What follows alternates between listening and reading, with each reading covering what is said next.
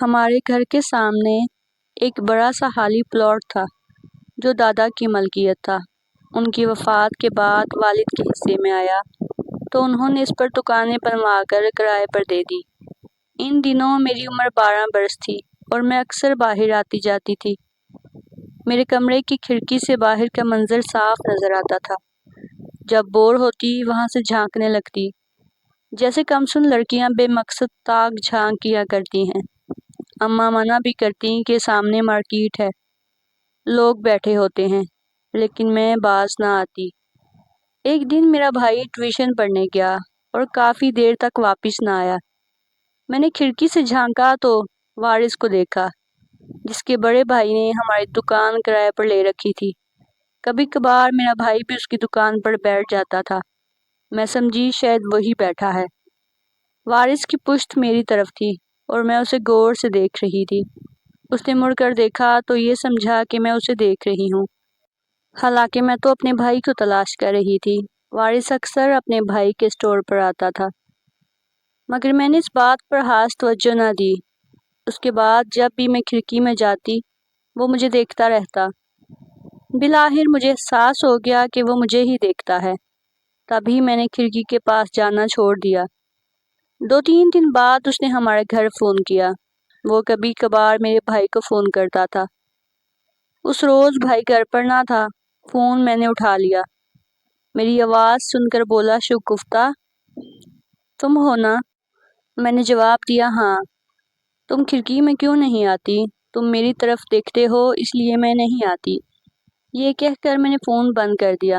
اس کے بعد وہ اکثر فون کرنے لگا، ادھر ادھر کی باتیں کرتا اور پھر فون بند کر دیتا۔ یوں ہماری باتوں کا سلسلہ بڑھتا گیا۔ ایک دن میں اس سے بات کر رہی تھی کہ اماں کو شک ہو گیا۔ انہوں نے ریسیور چھین لیا اور مجھے گھور کر دیکھا۔ میرے لیے وہ لمحہ شرمندگی سے زمین میں گر جانے جیسا تھا۔ 8 دن تک وارث سے بات نہ ہو سکی۔ ایک روز والدین ماموں کے گھر گئے ہوئے تھے کہ وارث کا فون آ گیا۔ ہم 2 گھنٹے باتیں کرتے رہے۔ اب اس سے بات کرنا مجھے اچھا لگنے لگا تھا۔ کچھ دن بعد جب اماں سودا سلف لینے باہر گئیں تو وارث نے انہیں جاتے دیکھا۔ اس نے دکان پر کام کرنے والے ایک چھوٹے لڑکے کے ہاتھ مجھے ایک پرچہ بھجوا دیا۔ اماں جب سودا لے کر واپس آئیں تو خط ابھی تک میرے ہاتھ میں تھا۔ ان کو آتا دیکھ کر میں نے مٹھی بند کر لی، مگر انہیں شک ہو گیا۔ انہوں نے مٹھی کھلوائی اور خط چھین لیا۔ پہلے تو مجھے 2-4 تھپڑ مارے، پھر خود بھی خوب روئی، لیکن میرے دل پر کوئی اثر نہ ہوا۔ میں تو نئے نویلے جذبوں میں گھری خوابوں کی اندھی دلہن بنی ہوئی تھی۔ اس کے بعد اماں نے فون پر تالا لگا دیا۔ اب میں اس سے بات نہیں کر سکتی تھی۔ کبھی کبھی کھڑکی میں چلی جاتی اور وارث کو اشارے سے منع کرتی کہ ہمارے گھر فون نہ کرے۔ انہی اشاروں کی وجہ سے میں پوری مارکیٹ میں بدنام ہو گئی۔ ابا اور چاچا کی مارکیٹ میں بہت عزت تھی، اسی لیے مارکیٹ کے 2-3 دکاندار چاچا کے پاس گئے اور انہیں ساری صورتحال سے آگاہ کیا۔ چچا نے اماں سے کہا، دیکھو بھابھی، لوگ شگفتہ کے بارے میں کیسی باتیں کر رہے ہیں۔ اماں نے مجھے کچھ نہ کہا، مگر وہ غم سے بیمار پڑ گئیں۔ شاید وہ میری اصلاح سے مایوس ہو گئی تھی۔ میں نے تب بھی عقل نہ پکڑی، فون پر بات نہ کر سکتی تھی تو وارث کو خط لکھنے لگی۔ وہ ٹھوکر جو کھانی تھی وہ بھی باقی تھی۔ پھر ایک دکاندار کی بیوی نے آ کر اماں کو بتایا، اپنی بیٹی کو سنبھالیے، یہ وارث کو خط لکھتی ہے۔ آخری بار اماں نے رو رو کر مجھے سمجھایا، بیٹی ایسا نہ کر، لڑکے اکثر لڑکیوں کو خطوط سے بلیک میل کرتے ہیں۔ اب میں 18 سال کی ہو چکی تھی۔ وقتی طور پر ماں کے رونے کا اثر ہوا۔ میں نے وارث کو خط لکھنا بند کر دیا۔ فون بھی نہ اٹھاتی۔ تب وارث بے چین ہو گیا کہ اب کیا ہوگا۔ رابطے کا ذریعہ تو ختم ہو گیا ہے۔ جب کوئی صورت نہ بنی تو اس نے میرے کزن عامر کو اپنا ہمدرد بنا لیا اور اسے سارا حال بتا دیا۔ عامر بھی کبھی کبھار ان کی دکان پر بیٹھتا تھا۔ یہ وارث نے بہت بڑی غلطی کی۔ عامر نے اندر ہی اندر ایسی آگ بھڑکائی کہ میرا سب کچھ جل کر راکھ ہو گیا۔ وہ تو روز ہمارے گھر آتا تھا اور اس پر کوئی روک ٹوک نہ تھی۔ ایک روز اس نے مجھ سے پوچھا، شگفتہ، کیا تم وارث سے رابطے میں ہو؟ میں خاموشی سے اس کا منہ تکنے لگی کہ اسے کیسے پتا چلا۔ وہ بولا، میرا منہ کیا دیکھ رہی ہو؟ وارث سے پوچھ لو، اس نے تمہارے اور اپنے عشق کی داستان مجھے سنا دی ہے، اور اب میں تمہارے ابو کو بتا دوں گا۔ یہ سن کر میرے پیروں تلے سے زمین نکل گئی۔ وارث پر بہت غصہ آیا۔ میں اسے ایسا نہ سمجھتی تھی۔ میں نے عامر کے آگے ہاتھ جوڑے، خوددارا یہ سب کسی کو نہ بتائے۔ کہنے لگا، ٹھیک ہے، ایک شرط پر، تم خود کو میرے حوالے کر دو۔ میں یہ سب کچھ نہیں کر سکتی تھی کیونکہ مجھے عامر پسند نہیں تھا۔ میں نے انکار کر دیا اور کہا کہ میری شادی جہاں ہوگی، میری عزت اسی شخص کی امانت ہوگی۔ وہ بولا، ٹھیک ہے، تو پھر مجھ سے دوستی کر لو، مجھے اپنا غم گسار بنا لو، مجھے اپنا رازدار سمجھو، مجھ پر اعتبار کرو۔ وارث نے بھی مجھ پر اعتبار کر کے مجھے سب کچھ بتایا ہے۔ میں تمہارا راز کسی پر ظاہر نہیں کروں گا۔ میں تو تمہیں صرف آزما رہا تھا۔ اس نے کچھ اس انداز سے بات کی کہ میں نے اس پر اعتبار کر لیا۔ سوچا، آخر میرا چاچا زاد ہے، اسے مجھ پر ترس آ گیا ہے۔ وارث کو بھی اس پر اعتماد ہے، تبھی تو ساری بات اسے بتا دی ہے۔ اس نے پوچھا، بولو، کیا کہتی ہو؟ کیا مجھے اپنا دوست مانتی ہو؟ میں نے کہا، ہاں، آج سے میں تمہیں اپنا دوست مانتی ہوں اور تم پر بہت بھروسہ کرتی ہوں۔ اس نے کہا، میں تمہارا اپنا ہوں اور اپنوں پر بھروسہ کرنا چاہیے۔ اب تم مجھے خط لکھ دینا، میں وارث کو دے دوں گا۔ میں نادان عمر کی جذبات میں بہکنے والی لڑکی اس کی باتوں میں آ گئی، کیونکہ میں خود بھی وارث کے لیے بے قرار تھی۔ میں نے ایک خط وارث کے نام لکھا اور عامر کے حوالے کر دیا۔ وہ روز کہتا تھا کہ وارث بہت التجا کرتا ہے اور میں اس کے حال پر ترس کھاتا ہوں۔ اب میں خط لکھ کر عامر کو دے دیتی، مگر وہ مجھے اس کا جواب لا کر نہ دیتا۔ میں نے وارث کو 3-4 خط لکھے۔ جب کوئی جواب نہ ملا تو سوچا، آج آخری خط لکھتی ہوں۔ اگر اب بھی جواب نہ آیا تو پھر کبھی نہ لکھوں گی۔ میں خط لکھ ہی رہی تھی کہ اماں کمرے میں آ گئی۔ میں نے جلدی سے خط میز کی دراز میں رکھ دیا، مگر اماں نے دیکھ لیا۔ انہوں نے دراز کھول کر خط نکال لیا۔ وہ سمجھی کہ میں اب بھی وارث کو محبت نامے لکھتی ہوں۔ یہ نہ سمجھ سکیں کہ یہ عامر کی کارستانی ہے، اور میں خود عامر کے بارے میں کیسے بتاتی۔ اماں سارا دکھ اپنی جان پر لے لیتی تھی، ابو کو کچھ نہ بتاتی تھی، کیونکہ وہ تو مجھے جان سے مار دینے کو آ جاتے۔ اس واقعے کے بعد اماں نے مجھے خالہ کے گھر دوسرے شہر بھیج دیا تاکہ میں وارث سے دور ہو جاؤں، حالانکہ میں تو پہلے ہی اس سے دور ہو چکی تھی۔ اب تو عامر میری جان کو آ لگا تھا، جس کی نفسیات کا مجھے اندازہ نہ تھا۔ عامر صاحب خالہ کے گھر بھی پہنچ گئے، دوست بن کر میرا دکھ بانٹنے کے بہانے، اور وہاں امی بیمار ہو گئیں۔ میں نے فیصلہ کیا کہ اب نہ کبھی وارث کو خط لکھوں گی اور نہ عامر کو دوں گی۔ پھر بھی عامر نے میرا پیچھا نہ چھوڑا۔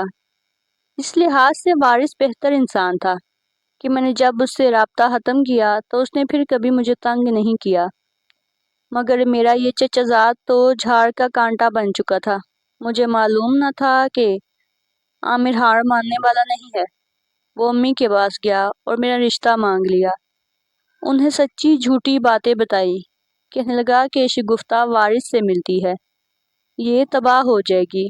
میں ہر حال میں خاندان کی عزت بچانا چاہتا ہوں، ورنہ ایک نہ ایک دن اس کی بدنامی تایا جی کے کان میں پڑ جائے گی، اور وہ آپ کا اور آپ کی اس نادان بیٹی کا حشر نشر کر دیں گے۔ بات اب بھی میرے قابو میں ہے۔ ایسی ہی باتیں کر کے امی کو ڈرا دھمکا کر ان کا دل پگھلا لیا، اور انہوں نے میرا رشتہ دینے کی حامی بھر لی۔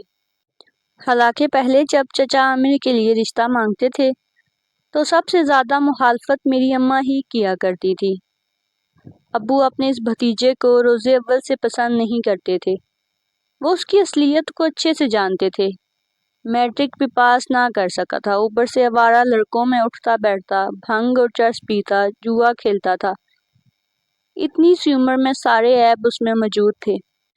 اماں نے دل پر پتھر رکھ لیے، خون کے آنسو روتی تھی اور کہتی تھی کہ شگفتہ تو پیدا نہ ہوتی تو اچھا تھا۔ تو نے اگر وارث سے عشق، محبت اور حد کا چکر نہ چلایا ہوتا تو میں تیرے اس چچا کے بیٹے کو منہ نہ لگاتی۔ میرے ہاتھ جو وارث کے نام تھے وہ سب عامر کی مٹھی میں تھے۔ وہ 1 منٹ میں ہماری عزت 2 کوڑی کی کر سکتا تھا۔ والد صاحب کو ایسی باتیں بتاتا کہ وہ مجھے جان سے مارنے سے گریز نہیں کرتے۔ امی کو طلاق ہو سکتی تھی۔ ہم کس قدر بھیانک موڑ پر کھڑے تھے۔ یہ زندگی مجھے کہاں لے آئی تھی؟ ماں کا حال مجھ سے دیکھا نہ جاتا تھا۔ جی چاہتا تھا کہ خودکشی کر لوں۔ امی چچی کی حسرت بھی جانتی تھی اور اب اپنی بیٹی وہ اسی عورت کو سونپ رہی تھی۔ چاچی ہر ایک سے کہتی تھی کہ کیا کروں، بیٹے سے مجبور ہوں جس کو شگفتہ نے اپنی الفت کے جال میں پھنسا لیا ہے، ورنہ میں تو کبھی اس کو بہو نہ بناتی۔ ادھر عامر میری ماں کو بار بار جتلاتا تھا کہ میں نے شگفتہ سے شادی نہ کی تو اسے کون قبول کرے گا۔ وارث نے تو ہر کسی دوست سے اس کا اور اپنا تعلق ظاہر کر دیا ہے۔ یہ گلی میں بدنام ہو چکی ہے۔ کسی روز ضرور تایا جی کے کانوں میں یہ باتیں پڑیں گی، کیونکہ ساری مارکیٹ میں ہر ایک کے منہ پر اس کی داستان ہے۔ اماں میری نفسیاتی دباؤ میں آ گئی۔ میں خود عامر کی باتیں سن سن کر کانپ جاتی تھی، لیکن ہم ماں بیٹیاں ابو سے اتنا ڈرتی تھی جیسے بکرا کسائی سے ڈرتا ہے۔ یہاں تو معاملہ ایسا تھا کہ ہمیں کنویں میں چھلانگ لگانا منظور تھا، مگر یہ منظور نہ تھا کہ کوئی میرے ہاتھ کے لکھے خط ابو کو دے دے۔ وہ میری جو درگت بناتے سو بناتے، وارث کی گردن بھی دبوچ لیتے۔ بس یہی خوف تھا جس وجہ سے میری زندگی داؤ پر لگی۔ اے کاش میں اپنے باپ سے اتنا نہ ڈرتی۔ اگر وہ مار دیتے مر جانا قبول کر لیتی، لیکن عامر کی چال میں نہ آتی۔ ابو اپنے اس بھتیجے سے نالاں تھے، مگر امی نے زور ڈالا کہ عامر جیسا بھی ہے اپنا ہے۔ یوں وہ خاموش ہو گئے۔ بولے اللہ مالک ہے، اگر وہ سدھر گیا تو اسے کاروبار کروا دوں گا، ایک دکان اس کے نام کر دوں گا، شاید میرے احسانات اور دباؤ میں آ کر سیدھے راستے پر آ جائے اور آوارہ لڑکوں کی صحبت چھوڑ دے۔ یوں انہوں نے مجھے عامر سے بیاہ دیا۔ گھر سے باہر کی دنیا میں بھی میرے والد کا رعب تھا۔ صاحب حیثیت، صاحب جائیداد تھے، سارا محلہ ان کی عزت کرتا، جدھر سے گزرتے سلام سلام کی آوازیں آتی۔ امی ان کی اس عزت پر آنچ آنے دینا نہیں چاہتی تھی اور میں بدبخت نہ سمجھی اور ان کی عزت داؤ پر لگانے پر تلی تھی۔ تبھی ماں نے مجھ سے مایوس ہو کر مجھے عزت سے بیانے کا ارادہ کر لیا۔ میں دلہن بن کر عامر کے گھر آ گئی، لیکن یہ بات تو روز روشنی کی طرح عیاں تھی۔ ایک مرد کو جب پتا ہو کہ اس کی بیوی شادی سے قبل کسی اور کو پسند کرتی تھی تو وہ کیسے بیوی کو سزا نہ دے گا، اور وہ بھی عامر جیسا بدمعاش اور لالچی۔ جائیداد کے لالچ میں شادی مجھ سے کر لی، دکان اور کاروبار کے لیے روپیہ پیسہ بھی بٹور لیا، جہیز بھی ڈھیر سارا اس کے گھر ابو نے پہنچا دیا۔ یوں کچھ دن اس نے میرے ساتھ سکون سے گزارے، لیکن اندر ہی اندر فطری انتقام کی چنگاریاں اس کا تن من جلا رہی تھی۔ جو ہی ابو کا انتقال ہوا اس نے پنجے نکال لیے، گویا اسی دن کا انتظار تھا۔ اب مجھے ستانا شروع کر دیا، تانے وارث کے نام سے اذیت بھری باتیں، دن رات ایسا ہی رویہ کرتا، میری زندگی اجیرن کر ڈالی۔ میں روتی ہوئی ماں کے پاس جاتی تو وہ مجھے برا بھلا کہتی کہ اسی دن کے لیے منع کرتی تھی اور تو نہ سمجھتی تھی۔ کبھی روتی تو گلے لگا لیتی اور کبھی دعا کرتی کہ خدا عامر کو سمجھ دے اور وہ ان کی بیٹی کو اذیت دینا چھوڑ دے۔ 4 سال میں نے ایسے ہی گزار دیے۔ امی میرے غم میں گھل گھل کر ختم ہو گئی۔ چچا کا بہت سہارا تھا، 2 سال بعد وہ بھی چل دیے۔ اب تو عامر گھر کا بڑا بن گیا تھا، وہ گھر کا سربراہ تھا۔ اللہ نے مجھے ایک بیٹے اور بیٹی سے نوازا، مگر وہ بھی کچھ عرصے بعد فوت ہو گئے۔ خاندان میں شادیاں کرنے کے رواج کی وجہ سے ان میں کوئی بیماری تھی کہ ان کا خون نہیں بنتا تھا۔ یوں میں ناخوش اور نامراد ہی رہی۔ چاچی کبھی مجھ سے ہمدردی کرتی، دعا بھی دیتی، عامر کو سمجھاتی کہ اس کو مت ستایا کر، بیوی ہے تیری، اذیت دینا چھوڑ دے، خدا ناراض ہوگا، اس کے ساتھ اچھا سلوک رکھ۔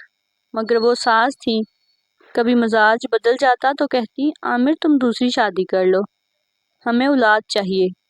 عامر کی فطرت بد تھی، جانے وہ کس پر گیا تھا، ہمیشہ غلط لوگوں سے اس کی دوستیاں ہوتی، برے لوگوں کی صحبت اسے پسند آتی۔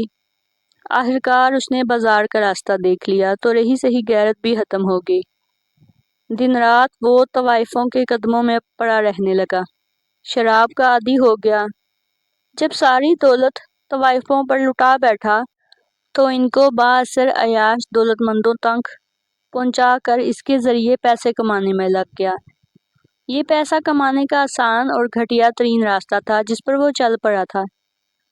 ایک جواری شرابی دوست شابو بھی اس کے ہمراز ہو گیا تھا۔ میرا ایک ہی بھائی تھا جو والد کے کاروبار اور مارکیٹ کی آمدنی سنبھال رہا تھا۔ اسے ہم سے غرض نہ تھی، مائکے چلی جاتی تو آؤ بھگت کر لیتا، مگر دکھ سکھ کے بارے میں نہیں پوچھتا تھا۔ ادھر عامر مجھے کہتا کہ تیرا بھائی اکیلے ہی باپ کی دولت اور وراثت سنبھالتا ہے، اس سے جا کے مطالبہ کرو کہ تم کو آمدن کا آدھا حصہ دیا کرے۔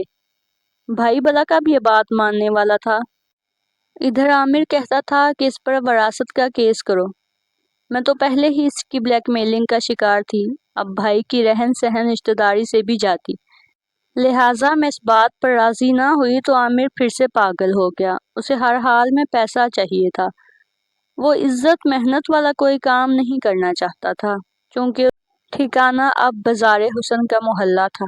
وہ وہاں رہ رہ کر انہی لوگوں کے رنگ میں رنگ گیا تھا، یہاں تک کہ وہ نہ جانے کہاں سے نئی نئی لڑکیاں گھر لاتا اور ان کے سودے بناتا۔ میں اس کو اس کام سے روکتی تو مجھ پر ہاتھ اٹھا دیتا۔ ماں نے روکا تو ان کو بھی جھڑکنے لگا اور دباؤ میں رکھنے لگا۔ چچی بیچاری بیمار تھی، بالآخر انہوں نے بھی اس دنیا کو الوداع کہہ دیا۔ ایک انہی کا دم تھا جن کے سہارے میں اس بے غیرت انسان کے گھر میں اپنی عزت سنبھالے پڑی تھی۔ یہ سہارا بھی نہ رہا تو میں نے جانا کہ میرے سر سے آسمان چلا گیا ہے اور قدموں کے نیچے سے زمین بھی نہ رہی۔ نہ جانے کب سے عامر کے دل میں ایسی غلیظ خواہش پل رہی تھی کہ ماں کے مرتے ہی وہ مجھ کو بھی پیسوں کی خاطر مال بنانے کی سوچنے لگا۔ میں اس کی نیت سے لا علم تھی، لیکن ایک روز میں نے اسے اپنے دوست سے باتیں کرتے سن لیا۔ دونوں گھر کی بیٹھک میں نشہ کر رہے تھے۔ دوست نے کہا، بہت دنوں سے لالو نے کوئی لڑکی لا کر نہیں تھمائی، آج کل بہت سوکھا چل رہا ہے، تو میں کیا کروں، خود کوئی لڑکی اغوا کر کے لے آؤں، سوکھا چل رہا ہے تو حرام ہور کس لیے ہے میرا پارٹنر، کسی محلے کی لڑکی کو پھنسا لا۔ محلے کی؟ اس نے کہا، کیا تو نے مجھے مروانا ہے؟ تو اپنا گھر کھنگال، میرے گھر کیا رہا ہے؟ میرا گھر کنگال ہے، کیا کھنگالوں؟ لیکن تیرے گھر میں تو دولت ہی دولت ہے، لیکن تجھ اندھے کو کچھ نظر نہیں آتا۔ شابو نے کہا، کہاں ہے دولت؟ دولت ہوتی تو کیا ایسا سوکھا چلتا؟ جیب میں آج دھیلا نہیں ہے، بوتل ادھار میں لی ہے۔ ارے تیرے گھر میں تو ایک دولت کی بوری ہے، اس کو تو نے کھولا ہی نہیں، نوٹوں سے گھر بھر جائے گا تیرا اگر اس کو کھول دے۔ کیا بکواس کر رہا ہے شابو، ابھی جھاپڑ دوں گا، دوبارہ ایسی بات نہ کرنا، وہ میری بیوی ہے، وفادار بیوی۔ ہاں، وفادار بیوی؟ اس کا دوست جو نشے میں دھت تھا زور سے ہنسا۔ وہی وفادار بیوی ہے جو تجھ سے شادی سے پہلے اپنے یار کو غلط خط لکھا کرتی تھی۔ ارے تو نے ہی تو مجھے بتایا تھا، مجھے اپنی بیوی کے یار کا قصہ کیا بھول گیا ہے؟ عامر اگرچہ نشے میں تھا، مگر دوست کا طعنہ سن کر جیسے اس کو جھٹکا لگا، وہ گمسم سا ہو گیا۔ دونوں کی باتیں سن کر میں تو خوفزدہ ہو گئی۔ اس کے بعد بیٹھک میں خاموشی چھا گئی اور وہ دونوں وہیں گر کر سو گئے۔ شاید نشہ ان پر غالب آ گیا، مگر مجھ کو ان باتوں سے ایسا خوف آیا کہ رات بھر سو نہ سکی۔ اگلے دن دوپہر کو یہ دونوں نہا دھو کر گھر سے نکل گئے اور میں نے اس گھر میں مزید نہ رہنے کی ٹھان لی۔ بھائی کے گھر گئی، وہاں تالا لگا تھا۔ پڑوس سے پتہ چلا کہ وہ بیوی بچوں کو بیرون ملک لے کر گیا ہے۔ واپس پلٹ رہی تھی کہ سامنے سے وارث آتا دکھائی دیا۔ اپنی شادی کے بعد پہلی بار اسے دیکھا تھا۔ پہلی نظر میں تو پہچان ہی نہ سکی۔ اس نے مجھے پہچان لیا۔ کہنے لگا کیسی ہو؟ خوش تو ہو؟ اس کا اتنا پوچھنا تھا کہ میری آنکھوں سے بھل بھل آنسو بہنے لگے۔ وہ بولا روتی کیوں ہو؟ کوئی تکلیف ہو تو بتاؤ۔ میں نے کہا ایک تکلیف ہے، مصیبتوں کے پہاڑ تلے کھڑی ہوں۔ کیا اب گلی میں کھڑے ہو کر تم کو اپنی ردات سناؤں؟ اچھا تو یہ لو میرا نمبر، اور جب مناسب سمجھو تو فون کر کے مجھ کو اپنی مشکل سے آگاہ کرنا۔ جو مدد ہو سکی ضرور کروں گا۔ شاید اسے بھی ارد گرد کے لوگوں کا احساس تھا، لہٰذا اپنا کارڈ دیتے ہی وہ آگے چلا گیا اور میں گھر واپس آ گئی۔ ابھی برقع اتار کر طے کیا ہی تھا کہ عامر آ گیا۔ اس نے مجھے برقع طے کرتے دیکھ کر پوچھا کیا کہیں گئی تھی؟ کہیں نہیں گئی تھی، تم سے بغیر پوچھے کبھی کہیں جاتی ہوں کیا؟ لیکن ایسا کہتے ہوئے میرے لب کپکپائے اور چہرے پر ہوائیاں اڑ رہی تھی۔ وہ بھانپ کیا کہ میں جھوٹ بول رہی ہوں۔ قریب آ کر اس نے برقع میرے ہاتھوں سے پڑے پھینکا اور ہاتھ پکڑ لیے جو برف کی طرح ٹھنڈے تھے۔ میرا پرس وہاں سامنے پلنگ پر رکھا تھا۔ اس نے پرس اٹھا کر تلاشی لی اور پھر اسے پلنگ پر الٹ دیا۔ اس سے کچھ اور چیزوں کے ساتھ کارڈ بھی گرا۔ اس نے کارڈ اٹھا لیا اور پڑھا۔ وارث کا بزنس کارڈ تھا۔ تب وہ چلایا، تیرے یار سے تو میں بعد میں نمٹوں گا، پہلے تجھ سے نمٹ لوں۔ میں تو آج تک یہی سمجھتا رہا کہ شادی کے بعد سے تو میری وفادار ہے، لیکن سچ بتا، تیرا یار یہاں آیا تھا یا تو اس سے ملنے گئی تھی؟ یہ کارڈ تیرے پرس میں کہاں سے آ گیا؟ اب میں اسے کیا بتاتی؟ خوف سے میری ٹانگیں کانپ رہی تھی۔ اس نے میرے سامنے کارڈ جلا کر رکھ دیا اور یہ کہہ کر گھر سے چلا گیا کہ تجھ کو مارنا بیکار ہے، تو سدھرنے کی نہیں، میں تیرا کوئی اچھا بندوبست کرتا ہوں۔ وہ چلا گیا اور میں سوچ میں پڑ گئی کہ اس کو تو غصے میں آپے سے باہر ہو جانا چاہیے تھا، مجھے مارنا چاہیے تھا۔ طرح طرح کے سوالات کرتا، لیکن وہ کھڑے کھڑے چلا گیا جیسے کوئی بہت ضروری بات یاد آ گئی ہو۔ مغرب کے وقت وہ اپنے دوست کے ساتھ لوٹا تو ایک اور آدمی بھی ہمراہ تھا۔ وہ ان دونوں کو میرے کمرے میں لے آیا اور بولا میں نے اس کو طلاق دے دی ہے، تم دونوں طلاق کے گواہ رہنا۔ لیکن اس بیچاری کا کوئی اور ہے ہی نہیں، بھائی اس کا تو جائیداد کے بٹوارے کے ڈر سے اس سے چھپتا پھرتا ہے۔ سو اب یہ جائے گی کہاں؟ اس کا کوئی نہ کوئی بندوبست تو کرنا ہوگا، ورنہ یہ بھوک سے مر جائے گی یا گلیوں میں بھیک مانگتی گھومے گی۔ پھر اپنے دوست سے کہنے لگا کہ اس تصویر کے بارے میں کیا خیال ہے؟ میں تو واقعہ ہی اس وقت حواس باختہ ایک تصویر کی طرح کھڑی تھی۔ دوسرے آدمی نے کہا سارے رنگ پورے ہیں، شاہکار تصویر ہے، ایک تو بہت اونچے دام لگیں گے۔ تو ایجنٹ یار تم اسے لے جاؤ، میں اپنے ہاتھوں سے نہیں دھکا دے سکتا، اگر چون چراں کرے تو میری طرف سے اجازت ہے، اس کے بل نکالنے کی جتنے حربے ہیں سب آزما لینا۔ میں رونے لگی۔ عامر ہوش میں تو ہو؟ یہ کیا کہہ رہے ہو؟ ہوش میں نہیں ہوں تبھی تو کہہ رہا ہوں۔ کیا تم اپنے گھر کی عزت کا بھی پاس نہیں؟ میں تمہاری بیوی ہوں۔ جواب ملا میں تم کو طلاق دیتا ہوں۔ تم میری بیوی نہیں ہو۔ اب گھر کی عزت کیسی جب بیوی ہی نہیں رہی ہو؟ کیا تم کو غیرت نہیں ہے؟ میں پھر فریاد کی، غیرت ہوتی تو تجھ سے شادی کرتا، وارث کی پامال کردہ لڑکی سے۔ یہ سن کر میری آنکھوں کے سامنے اندھیرا آ گیا۔ عامر کو اپنے گھر کی عزت کا کوئی ارمان نہ تھا۔ اس سے پہلے کہ وہ میرے ہاتھ پیر باندھ کر گاڑی میں ڈالتا، میں بے دم ہونے لگی، کیونکہ انہوں نے کس کر میرا منہ باندھ دیا تھا۔ میں بے ہوش ہو گئی اور پھر اس جگہ پہنچا دی گئی جس کو گندا تالاب کہتے ہیں۔ یوں اس مکروہ آدمی نے مجھ سے برسوں کا حساب لے لیا اور انتقام کی آگ کے سپرد کیا۔ مجھے لٹیرا بن کر لوٹا اور پھر لٹیروں کے حوالے کر دیا۔ میں تڑپتی رہی مگر میرا تڑپنا کسی نے نہ دیکھا۔ میں عزت دار گھرانے کی باعزت اور شریف لڑکی تھی اور عزت کے رکھوالے کے ہاتھوں ہی روز بے روز اندھیری دنیا میں ڈوب رہی تھی۔ کس کو دوش دیتی؟ لوگ کہتے ہیں بیٹیاں خدا کی نعمت ہوتی ہیں، پھر ان کی پیدائش پر افسردگی کیوں؟ کیونکہ ماں باپ اور خاندان کی عزت انہی بیٹیوں کے ہاتھ ہوتی ہے، اور یہ اتنی بیوقوف ہوتی ہیں کہ اپنے جذبات کو سب کچھ سمجھ کر کسی بھی وقت خود کو تباہی کے سمندر میں گرا دیتی ہیں۔ تو ناظرین، اگر آپ کو ہماری آج کی یہ کہانی پسند آئی ہے تو پلیز چینل کو سبسکرائب، ویڈیو کو لائک شیئر کر دیں۔ ملتے ہیں اگلی کہانی میں، تب تک کے لیے اللہ حافظ۔